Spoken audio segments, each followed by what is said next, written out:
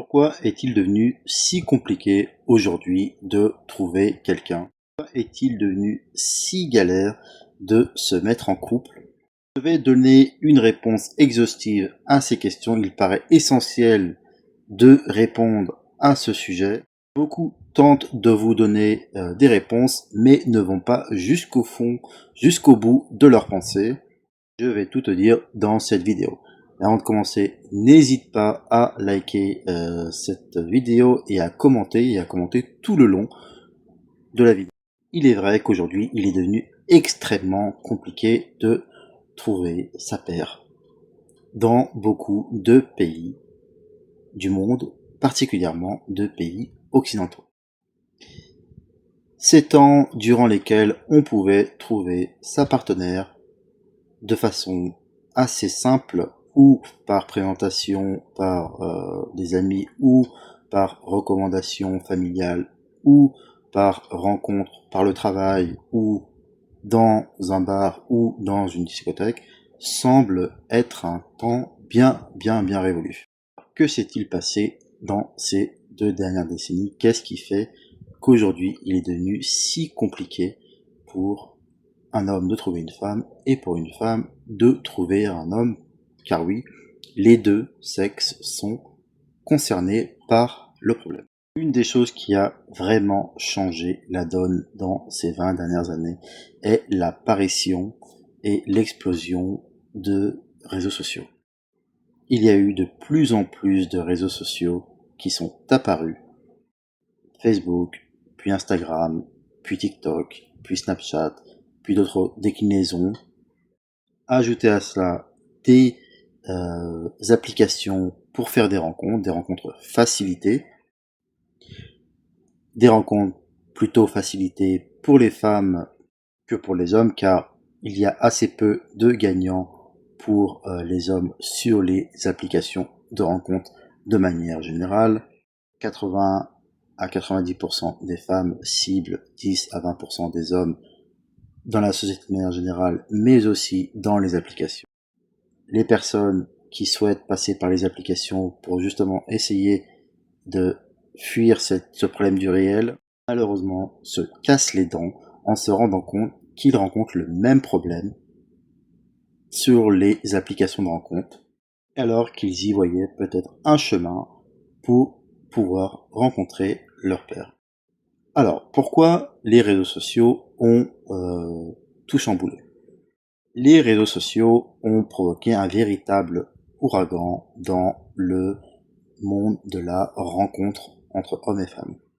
Les réseaux sociaux que j'ai déclinés auparavant, Facebook, Snapchat, Instagram, TikTok et les autres, ont provoqué une hausse incommensurable de l'ego des gens. En particulier des femmes qui ont vraiment beaucoup plus utilisé les réseaux sociaux que les hommes de manière générale, car affichant plus facilement des photos d'elles-mêmes en public pour attirer, pour l'attention, pour recevoir de l'attention tout simplement. L'accueil étant toujours favorable pour les filles qui mettent des photos d'elles sur les réseaux, évidemment, ça a comme conséquence directe de développer l'ego, car il y a des likes, il y a des cœurs, il y a des commentaires dithyrambiques. L'ego se développant provoque malheureusement une perte des réalités pour ces personnes-là, non majoritairement pour ces femmes. Il y a aussi des hommes qui rencontrent ce problème en ceci qu'ils deviennent aussi des personnes qui pensent qu'ils sont des êtres extraordinaires. On observe ce comportement de façon beaucoup plus importante chez les femmes. C'est le problème.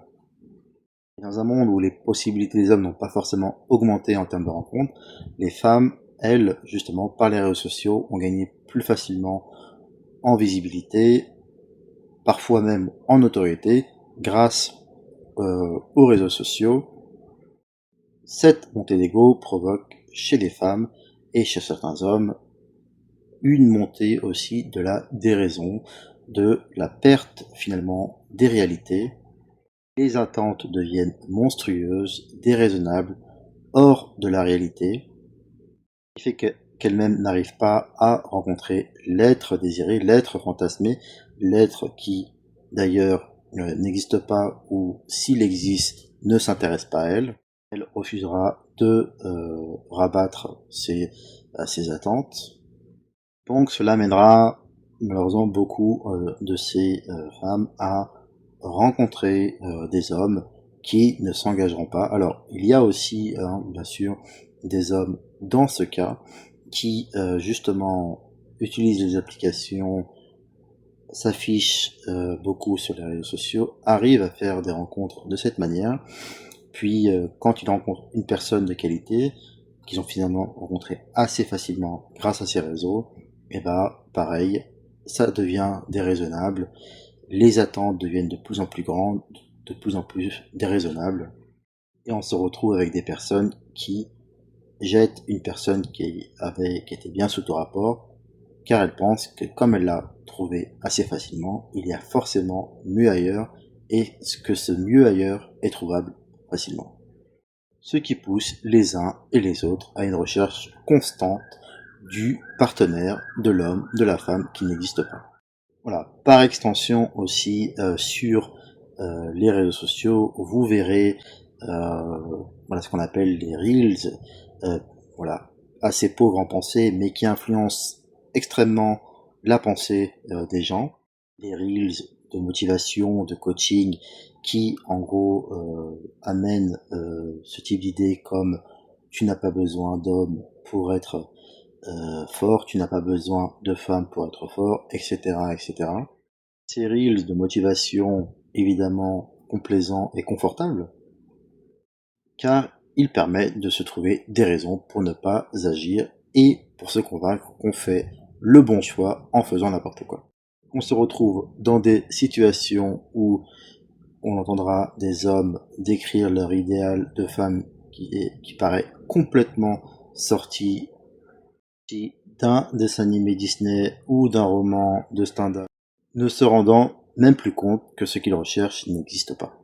Ou si tant est que cette personne existe, elle a déjà disparu du marché, car les meilleures personnes disparaissent du marché de la séduction assez tôt. Ça, c'est un fait.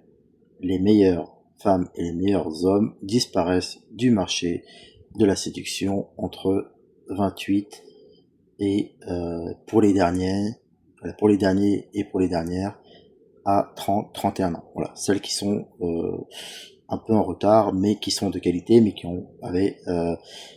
voilà, qui étaient occupées avec leur carrière peut-être.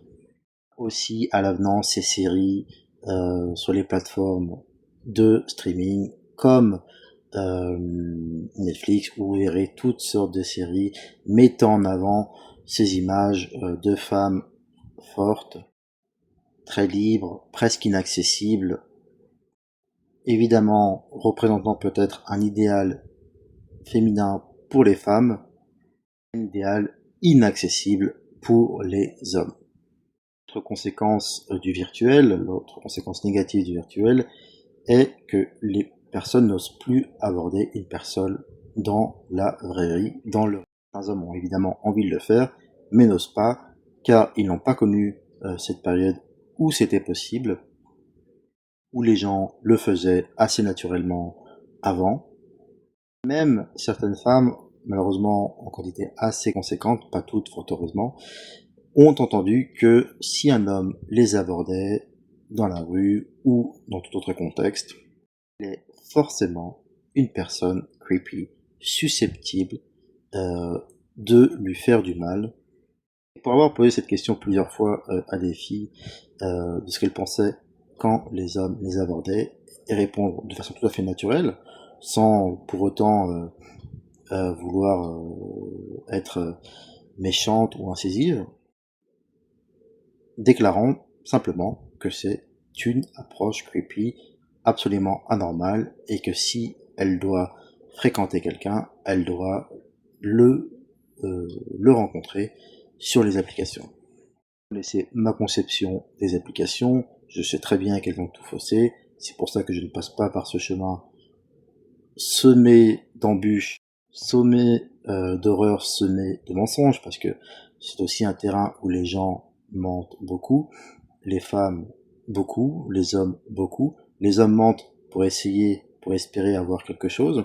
Les femmes mentent alors qu'elles n'ont pas forcément besoin d'autant de filtres sur les photos, d'autant de fausses photos remaniées à l'excès. Ce qui est très très très très très perturbant. Finalement, on est actuellement dans un contexte de frustration où hommes et femmes ne pouvant plus se rencontrer, n'arrivant plus à se rencontrer, car ayant chacun et chacune des attentes complètement irréelles, complètement exagérées, complètement excessives, complètement hors sol. Ça crée un climat malsain où, d'entrée de jeu, on va se méfier justement des personnes qu'on va approcher, avec lesquelles on va interagir. Autre sujet quand même qui freine un petit peu la rencontre des hommes et des femmes, et là je pense que c'est plus un sujet du côté des hommes, mais qui est aussi concerne de plus en plus les femmes, c'est qu'il y a une surconsommation de cornes, de corneaux. Voilà, je pense que vous savez de ce dont je parle. Évidemment, quand un homme surconsomme de la cornographie, ce qui va se produire, c'est qu'il va être beaucoup moins entreprenant dans la vraie vie pour approcher les femmes. Car évidemment, le niveau de testo ne sera pas là pour l'épauler. Les femmes qui étaient un peu préservées du corne avant, eh ben, en fait, voient dans des films de plus en plus trash des positions, des fantasmes auxquels elle n'avait pas forcément l'envie de regarder avant, aujourd'hui représente des choses qu'elle a envie d'expérimenter, ce qui évidemment fait peur à certains hommes, car aujourd'hui beaucoup d'hommes sont dans cette situation où ils pensent que leur partenaire est susceptible d'avoir beaucoup plus d'expérience. Car le problème de la femme aujourd'hui n'est pas qu'elle n'a pas accès à l'homme, elle peut en avoir un quand elle le souhaite, elle peut avoir des rapports avec lui quand elle le souhaite.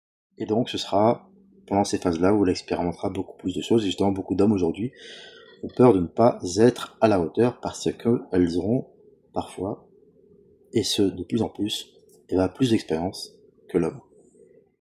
Et puis dans ce contexte où tout est devenu plus difficile, où justement peut-être la femme a un peu moins besoin de faire d'efforts, et ben qu'est-ce qui se produit? Il s'est produit une forme de relâchement de leur côté.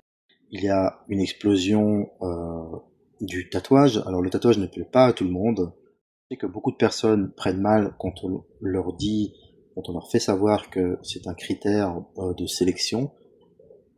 Chacun a le droit d'avoir ces critères, évidemment tout en restant poli avec la personne, en ne condamnant pas, n'insultant pas la personne parce qu'elle est, par exemple, tatouée, mais voilà, ça peut se comprendre que certaines personnes ne tolèrent pas l'abondance de tatouages, qu'elle est souvent associable en fait à une forme de d'instabilité, surtout si cette phase de tatouage est encore actuelle. Si c'est une phase passée, presque reniée, car il arrive souvent aussi de parler avec des personnes qui regrettent avoir fait des tatouages et qui regrettent justement leur présence, mais certaines personnes n'ont pas passé cette étape et restent dans cette phase où ils en veulent plus, davantage, ne se rendant pas compte que justement elles appauvrissent en fait leurs options, leurs chances de trouver un homme, justement l'homme qu'elles recherchent, l'homme, ce fameux Chad, ce fameux homme alpha que tant de femmes se disputent. De femmes malheureusement renvoient aussi cette image, justement pour faire suite à mon sujet précédent sur les tatouages, de femmes un peu perdues, un peu paumées. Ça se traduit, comme je l'ai indiqué, par les tatouages en abondance, par des phases yoga complètement extrêmes où on devient une addict du yoga. Bon, je sais d'expérience que ça cache très souvent des traumas On essaye tant bien mal de réparer, mais qui généralement sont si fortement ancrés qu'ils peuvent rejaillir à tout moment. Les femmes qui font des road trips, qui en Thaïlande, qui à Bali, qui sont, de mon point de vue, des destinations très détestables pour ces raisons-là d'ailleurs.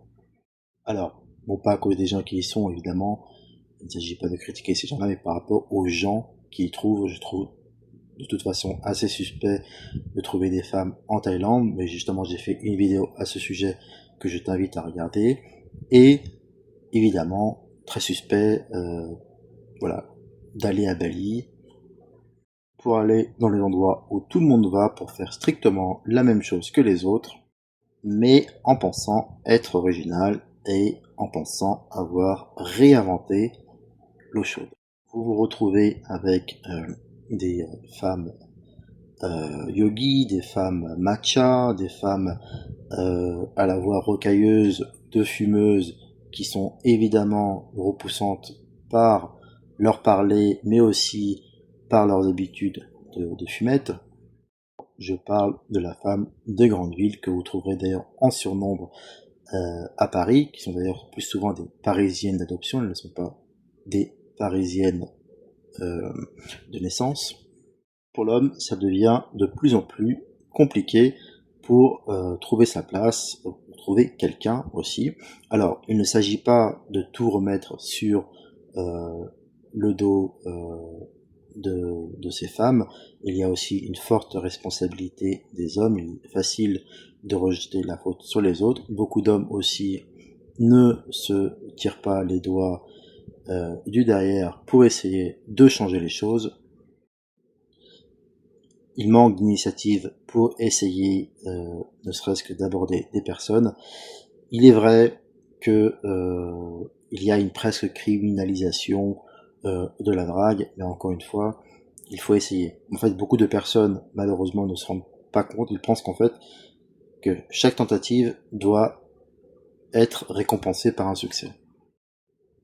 Ils vont dire que la drague est impossible parce que blablabla, mais c'est faux. Il faut, où que vous soyez dans le monde, que vous soyez en Asie, que vous soyez en Afrique, que vous soyez en Europe centrale, de l'Est, en Amérique du Nord, en Amérique latine, vous n'aurez jamais de succès dès le premier essai.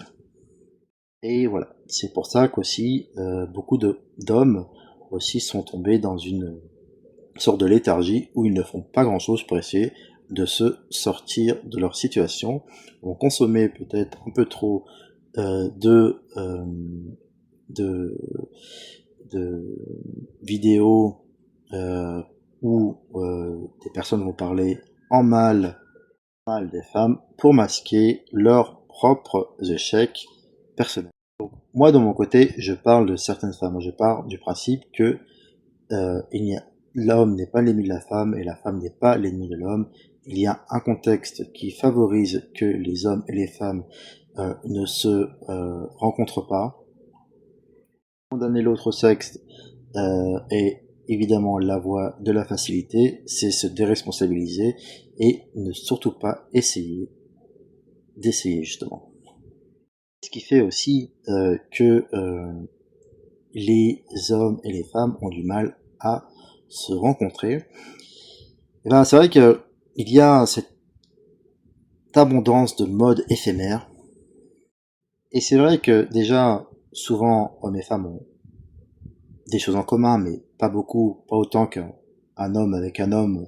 C'est-à-dire en tant que pote, on a souvent plus en commun avec son pote qu'avec une potentielle partenaire, car on a des goûts qui se perdent. Par exemple, là, un intérêt commun pour les sorties, pour peut-être les bars, peut-être pour, je sais pas, les jeux vidéo, pour le football, pour les gens qui s'intéressent au football, etc., etc. L'abondance des modes éphémères fait qu'il est devenu presque impossible de pouvoir s'adapter à ce qui plaît à une personne.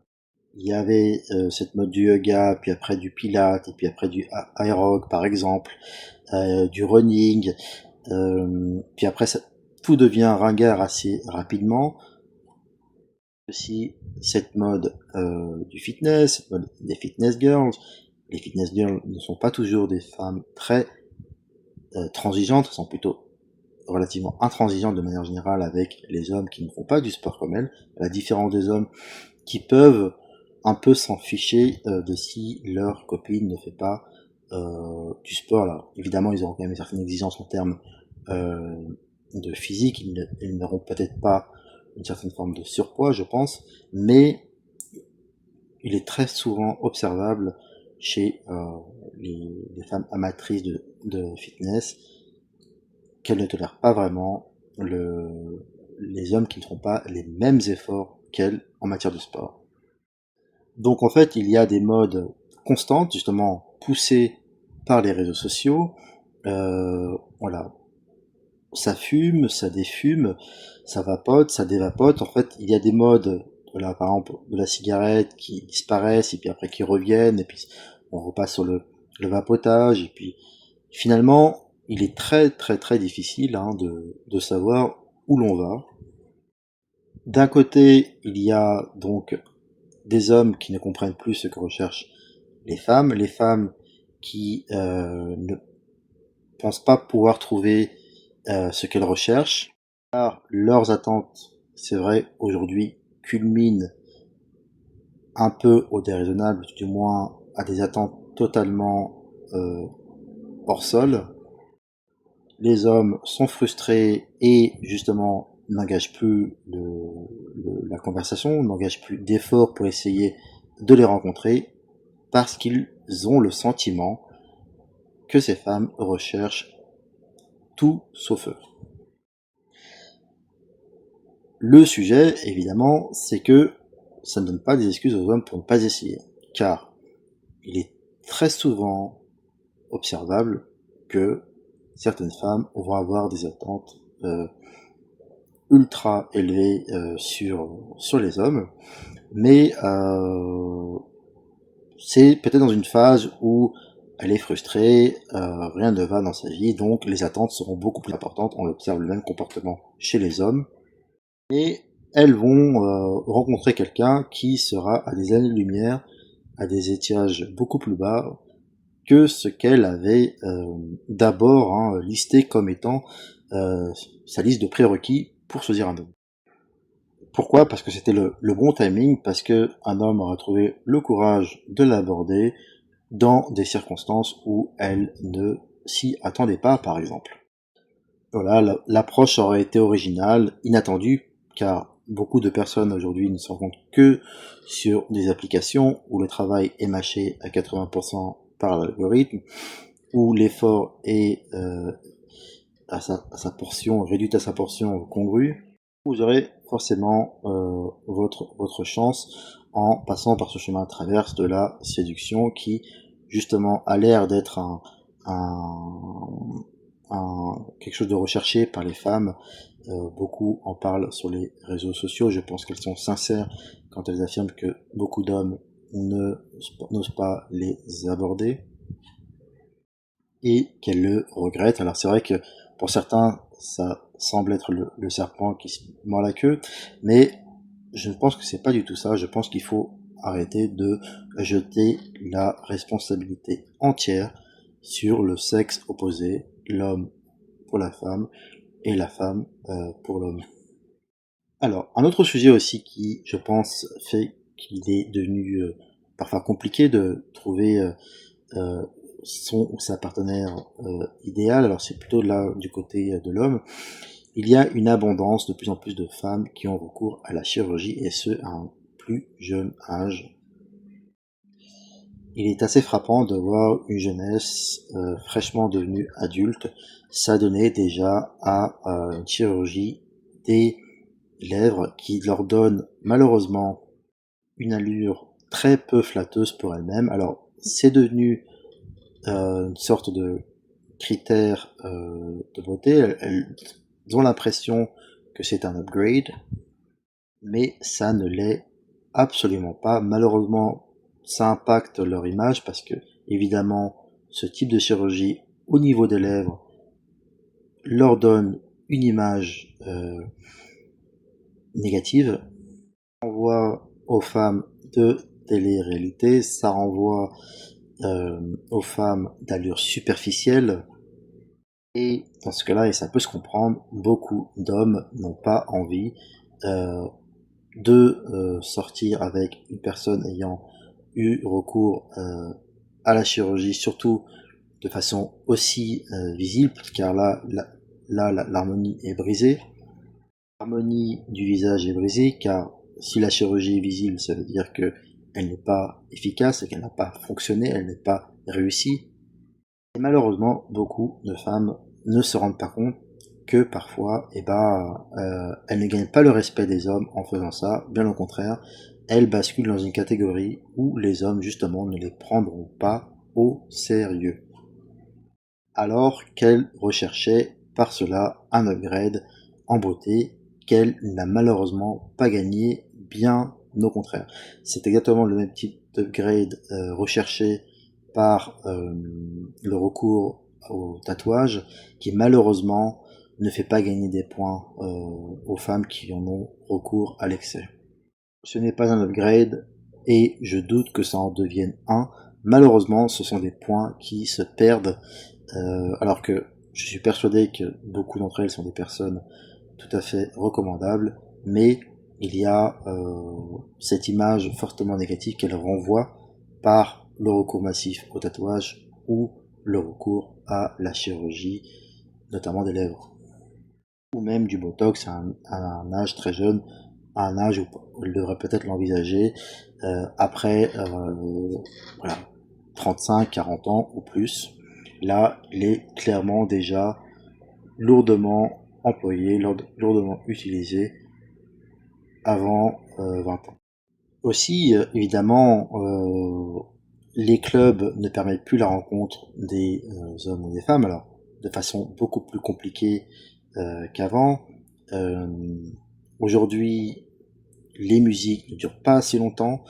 Il est assez difficile pour un homme de se motiver à aller sur le dance floor. Alors, il y a des gens qui arrivent sans problème, mais la plupart des hommes ont besoin de s'alcooliser beaucoup avant d'y aller. Et aujourd'hui, en fait, la musique change toutes les minutes, transitionne pendant la deuxième et bascule déjà à la suivante.